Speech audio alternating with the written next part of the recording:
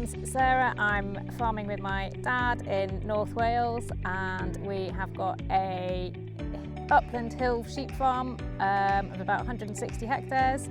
We've got 600 to 650 breeding ewes and then keep about 180 to 200 ewe lambs as replacements.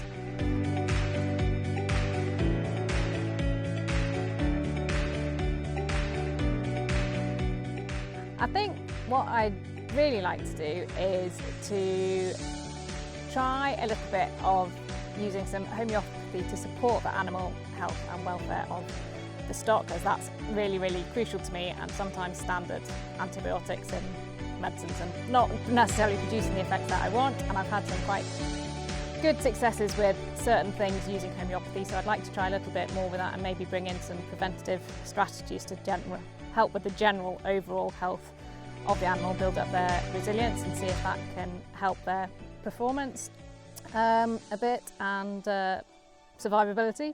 Also wondering whether if we're a set stocking system predominantly, and it'd be interesting to see if with a little bit of tweaking in grazing management strategies we can improve the grass growth and have, especially in these drought areas sometimes, to see if we can have a little bit more grass in front of the sheep going forward throughout the year, which would help. And then in the year with the long-term overall aims of trying to completely minimise our inputs. We're low input anyway through glass steer, but if we can take them down as low as we can but keep the livestock as well, performing as well as they can, that would be ideal.